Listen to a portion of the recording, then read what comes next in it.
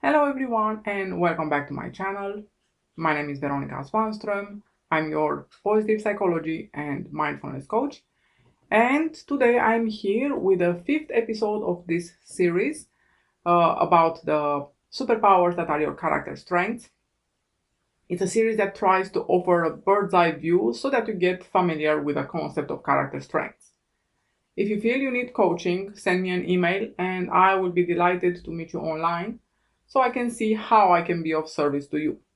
I have posted my emails in the description box down below. In this episode, we will approach social intelligence. So as we know, every character strength falls under a virtue category, and social intelligence falls under the virtue category of humanity. The virtue of humanity includes character strengths that help us in one-on-one relationships. According to viacharacter.org, when someone knows what makes other people tick, they are displaying social intelligence as a character strength. They are aware of the motives and feelings of both themselves and the others, and how to fit in different social situations. They feel comfortable and say the right thing in any context they find themselves in.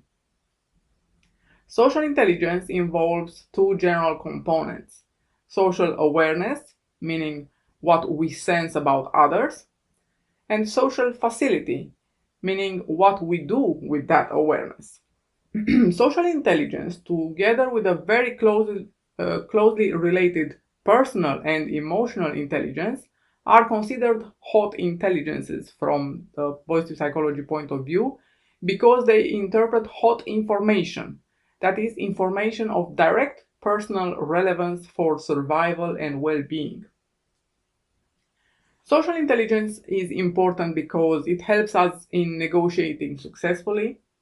It increases the level of comfort in all kinds of social situations. It improves mental health and work performance. It helps establishing trust. It opens up opportunities for meeting new people and participating in new experiences. Here is a short interview with a 16-year-old girl who was part of a study on the emotional intelligence of teenagers and the conflicts they experience with their peers. Once my friend wanted to sneak in someone's room and paint them while he slept.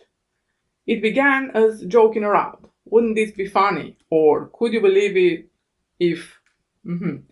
Then it slowly evolved into theirs. I bet you wouldn't. Or I dare you to. I felt like it was betraying the trust I had with the other person. I didn't feel right with sneaking up on a sleeping person with no way to defend himself, and I thought doing this would make the person have his feelings hurt. I know how little pranks like this could really hurt someone's feelings, make them feel like everyone is making fun of them, taking away their dignity and disrespecting them. I won't do that to someone because I understand how badly that can hurt. And the interviewer asked, "How did you handle it?" The girl said, "Told them straight out that it was a degrading thing to do and they shouldn't be so cruel. Asked them how they would like it." And that is what I wanted to read to you from this interview. It continues a little bit, but it's not relevant for what I wanted to say here. Social intelligence, like we know, like every other character strength, can be underused, overused, and optimally used.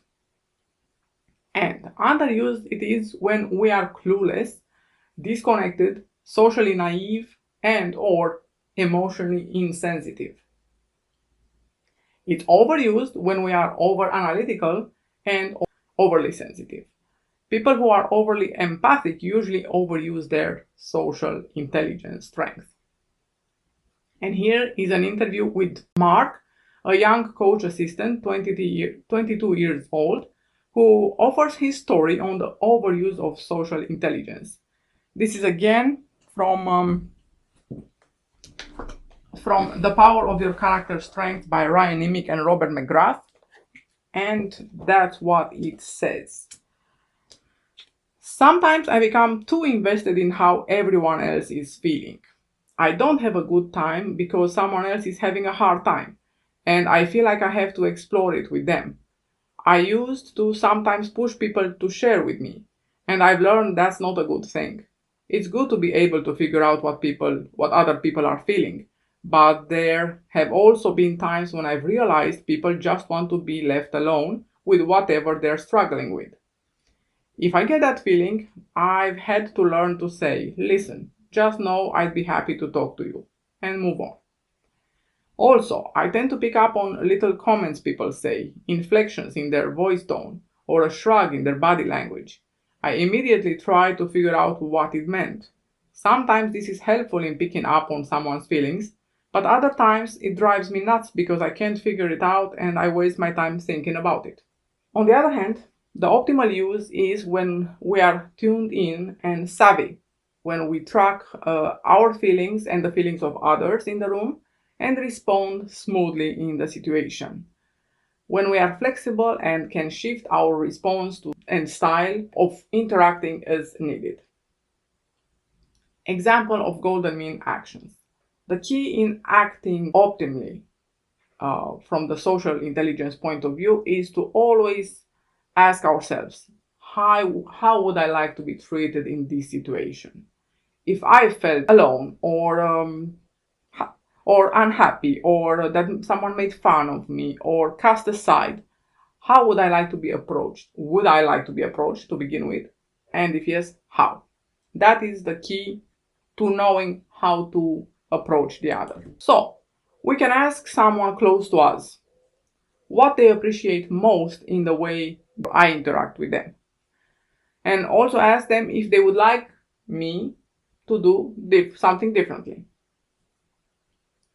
Within our community, let's say we have an event or an outing, we can see if we notice someone who seems alone or unhappy or excluded and see if we can approach them and start a conversation. Turned inward, we can evaluate one of our own emotions in a complex situation, and we can also think of the benefits of benefits to ourselves of sharing those emotions with others that are involved in that complex situation. So this is it for today. I hope this is helpful to you. Follow me in the next episode where we will talk about something else this time, and that is mindfulness, my other coaching specialty, and a very useful tool, especially nowadays when stress is so pervasive.